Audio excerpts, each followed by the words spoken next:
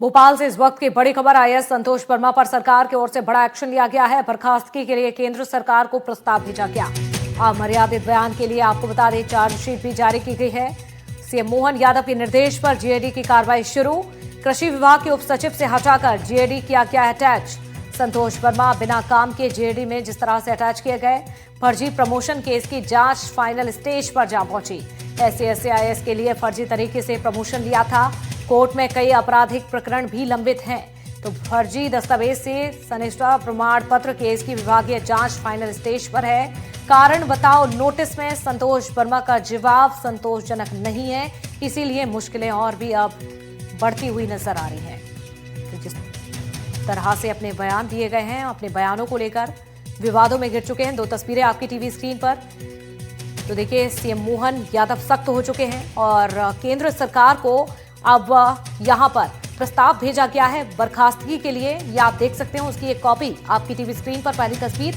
और देखिए संतोष वर्मा ने जिस तरह से बयान दिया था, लगातार एक के बाद एक बयान दिए और ऐसे बयान जिस पर लगातार घमासान हुआ। विवादों में घिर चुके हैं संतोष वर्मा।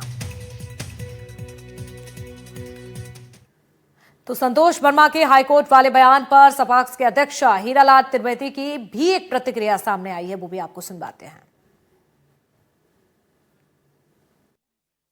संतोष वर्मा ने अभी फिर एक बयान दिया है जिसमें उसने कहा है कि हाईकोर्ट ने जो जजों का सिलेक्शन किया है उसमें वो जानबूझ के उन्होंने SC/ST का सिलेक्शन नहीं किया, जबकि इस मामले में सरकार ने स्वयं, मध्य प्रदेश हाईकोर्ट ने स्वयं संज्ञान लेके पिटिशन एक सुनवाई करी और 45% SC के लिए 50 के बजाय और 40% ST के लिए मिनिमम मार्क्स तय करके और फिर से सूची जारी करने के निर्देश दिए हैं।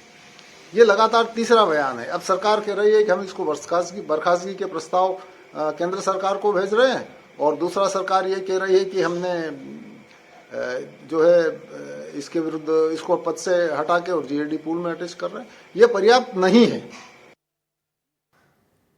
और खबर रायपुर से, अजय चंद्राकर का विवादित बयान सामने आया है। ममता बनर्जी पर विवादित बयान दिया। ममता बनर्जी के बयान पर प्रतिक्रिया दी। टिप्पणी करने से पहले सोचना चाहिए, देश उनकी धमकी से नहीं चलेगा, ये कहा है चंद्राकर ने अपने बयान में। ममता बनर्जी ने अमित शाह पर दरअसल टिप्पणी की थी, जिसके बाद अब देखिए लगातार बयान दिए जा रहे हैं और छत्तीसगढ़ में इसका पलटवार हुआ है। अजय चंद्राकर ने बयान दिया। गृह मंत्री के लिए टिप्पणी करने के लिए पहुंचना चाहिए। बंगाल को उन्होंने दिया क्या, ये सोचना चाहिए, समझ रहे ना। और माननीय गृह मंत्री जी ने जो कहा है ना, इस देश का मुख्यमंत्री और प्रधानमंत्री घुसपैठिए तय नहीं कर सकते, वैसी ममता जी तय नहीं कर सकती कि देश उनके धमकी से चलेगा। वो जमाना लद गया। वो कांग्रेस को दे सकती धमकी, इंडिया गठबंधन में मैं नेतृत्व करूंगी करके। भाजपा नेतृत्व को किसी तरह के अपशब्द कहने का उनको कोई अधिकार नहीं है।